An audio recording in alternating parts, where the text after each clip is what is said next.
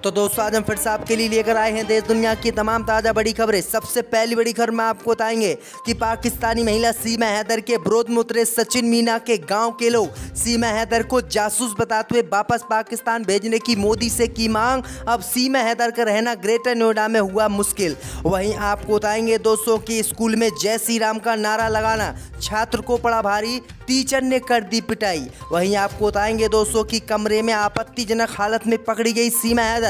पति ने सचिन बोला देखकर मर जाऊंगा लेकिन सीमा हैदर को नहीं रखूंगा। वहीं आपको बताएंगे दोस्तों कि 8 वर्षों में 10 लाख लोगों ने छोड़ दी भारत की नागरिकता। मोदी सरकार ने किया खुलासा तो विपक्ष ने बोला हमला, कहा मोदी के राज में पूरा देश परेशान। वहीं आपको बताएंगे दोस्तों कि हरियाणा के मेवात में हिंसा फैलाने वाले बिट्टू बजरंगी के साथियों की गिरफ्तारी की हो रही है तैयारी।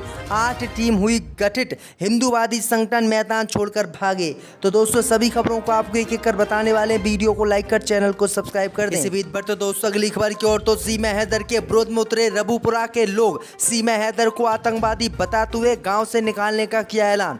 जब दोस्तों आपको बता दें कि पाकिस्तानी महिला सीमा हैदर के विरोध में अब रबुपुरा के लोग उतर आए हैं। दरअसल आपको बता दें कि सीमा हैदर ने सचिन मीना को लप्पू और जिंगर कहने वाली महिला के ऊपर केस दर्ज कराया था। इसी केस के कारण अब सचिन मीना और सीमा हैदर के विरोध में रबुपुरा के लोग हो गए हैं। उन्होंने कहा है कि अभी सीमा हैदर को 2-3 महीने भी पूरे नहीं हुए हैं और इसने गांव वालों पर केस कराना शुरू कर दिया है। वहीं आपको बता दें कि अब गांव वालों ने कहा है कि पहले हम सीमा हैदर को अच्छा समझते थे लेकिन अब सीमा हैदर हमारे लिए बुरी हो गई है और सीमा हैदर के विरोध में उतरते हुए अब रबुपुरा गांव के लोगों ने सीमा को आतंकवादी बताते हुए इसे वापस पाकिस्तान भेजने की मांग की है और कहा है कि ये महिला बहुत गलत है क्योंकि ये अब गांव के लोगों पर ही केस दर्ज कर रही है। दरअसल आपको बता दें कि लप्पू सा सचिन और झिंगुर सा लड़का कहने वाली मिथिलेश भाटी जो रबुपुरा यानी सचिन मीना के गाँव की रहने वाली है, उन भाभी पर अब सीमा हैदर ने केस दर्ज करवा दिया है और इसका नोटिस भी आज उन्हें मिला है, जिससे पूरे गाँव में आक्रोश है और पूरा गाँव अब सीमा हैदर के खिलाफ हो गया है। इसी बीच पर तो दोस्तों अगली खबर की ओर तो स्कूल में जय श्री राम का नारा लगाना छात्र को पड़ा भारी, टीचर ने की जमकर पिटाई।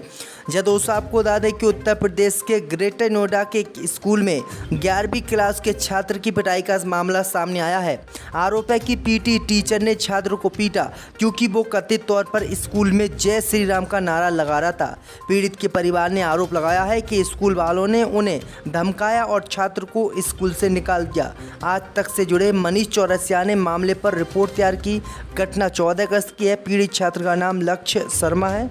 उसके पिता दीपक शर्मा ने CM Yogi Adityanath, DM police और बेसिक शिक्षा अधिकारी को चिट्ठी लिखकर मामले की शिकायत की है। दरअसल आपको बता दें कि स्कूल के जो स्टाफ है उसने आरोप लगाया है कि इस लड़के ने स्कूल में आकर जय श्री राम के नारे लगाए, जबकि यहाँ ऐसे नारे लगाना प्रतिबंधित है। इसी बीच पर तो दोस्तों अगली खबर की ओर तो कमरे में आपत्तिजनक हालत में पकड़ी गई सीमा हैदर। सचिन हालात देखकर बोला मर जाऊंगा। जब दोस्तों आपको बता दें कि देश भर में 4 बच्चों के साथ पाकिस्तान से आई सीमा हैदर का मुद्दा थमने का नाम नहीं ले रहा है। वहीं आपको बता दें कि अब सीमा हैदर को लेकर एक बड़ी खबर सामने आई है। दरअसल आपको बता दें कि कमरे में आपत्तिजनक हालत में सीमा हैदर पकड़ी गई है। पति सचिन हालात देखकर बोला कि मैं मर जाऊंगा। दरअसल आपको बता दें कि सीमा हैदर को नशा और सिगरेट बीड़ी पीते हुए आपत्तिजनक हालत में सचिन मीना ने देखा है। वहीं आपको बता दें कि नशे में बुरी तरह से धुत सीमा हैदर के कपड़े भी तन पर नहीं थे, जिसे देखकर सचिन मीना नाराज हो गया और सचिन मीना ने कहा है कि मैं मर जाऊंगा। जी हाँ दोस्तों, ये बड़ी अपडेट आ रही दोस्तों। इसी बीच पर तो दोस्तों अगली खबर की ओर तो 5 वर्ष में 8 लाख लोगों ने भारतीय नागरिकता छोड़ी। विदेश मंत्री ने किया खुलासा, मोदी के लिए झटका। जब दोस्तों आपको बता दें कि प्रधानमंत्री मोदी के देश का पीएम बनते ही लगातार हिंदू भारतीय भारत को छोड़कर दूसरे देशों में बस रहे हैं और इसका खुलासा मोदी सरकार ने आज किया है। जो आंकड़े मोदी सरकार ने बताए हैं उसे देखकर सभी के होश उड़ गए हैं। दरअसल आपको बता दें कि मोदी सरकार के विदेश मंत्रालय ने बताया है कि पिछले 5 वर्षों में 8 लाख लोगों ने भारत की नागरिकता छोड़ दी है और विदेशों में जाकर वो बस गए हैं। मंत्री के इस खुलासे से हड़कंप मच गया है। वहीं आपको बता दें कि यानी एक साल में 1 लाख से ज़्यादा लोगों ने भारत की नागरिकता छोड़ी है। इतने लोग तो भारत में विदेश से आकर बस भी नहीं रहे हैं जितने लोग भारत से भाग रहे हैं। वहीं आपको बता दें कि अब मोदी सरकार पर ये सवाल उठ रहे हैं कि मोदी जब बताते हैं कि हमारे हाथों में देश सुरक्षित है और यहाँ पर सब सुरक्षित हैं और हम विकास कर रहे हैं, तो आखिरकार इतनी बड़ी संख्या में लोग भारत छोड़कर विदेश क्यों भाग रहे हैं। वहीं आपको बता दें कि मोदी सरकार के विदेशी दावे की अब पोल खुल गई है, तो मोदी सरकार बुरी तरह से इस मामले को लेकर अब देश में ट्रोल हो रही है। इसी बीच पर तो दोस्तों अगली खबर की ओर तो मेवात हिंसा को लेकर बिट्टू बजरंगी के साथियों की गिरफ्तारी की तैयारी, 8 टीमें गठित।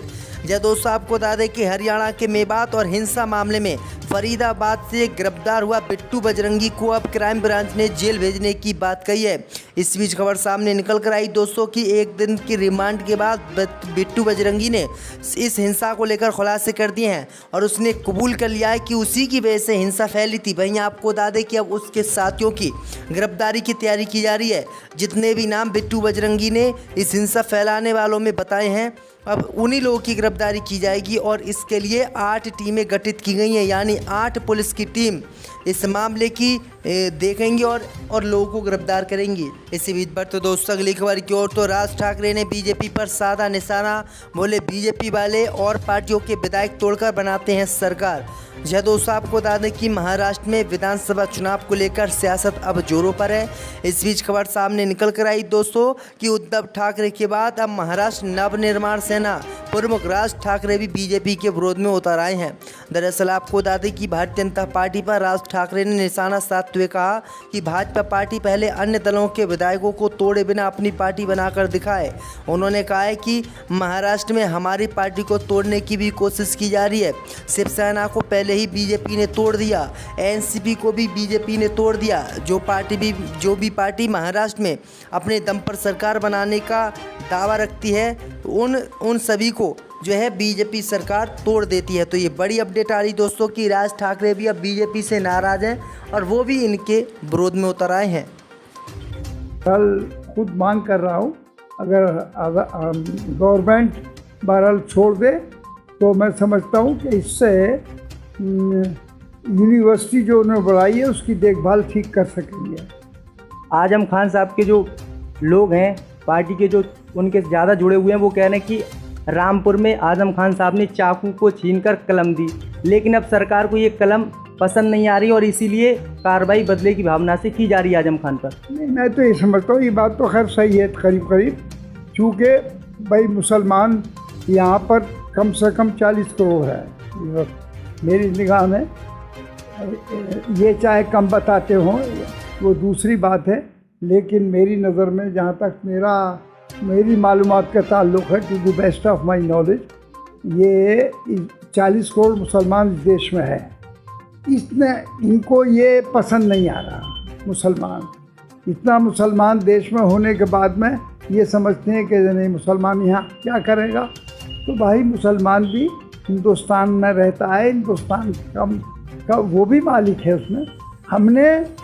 हमने इस देश में हमारे आदमियों ने, यानी मोगलों ने, तुर्कों ने, इन्होंने सब ने ये लगभग 800 साल हुक्मरानी की इस मुल्क में, लेकिन कोई बलवा फसाद नहीं हुआ, कोई नाइंसाफ़ी नहीं की गई। इंसाफ किया उन्होंने। वहाँ जहांगीर का उनका इंसाफ मुश्किल है सब। कांग्रेस पार्टी ने आजम खान साहब को लेकर एक बयान दिया था अभी हाल ही में। उन्होंने कहा था कि अगर आजम खान की पत्नी तंजीम फातिमा जी कांग्रेस पार्टी को ज्वाइन कर लें तो 1 महीने के अंदर हम जो है आजम खान साहब को जेल से बाहर निकाल देंगे। ये अमरोहा के संजय सिंह हैं, कांग्रेस पार्टी के नेता।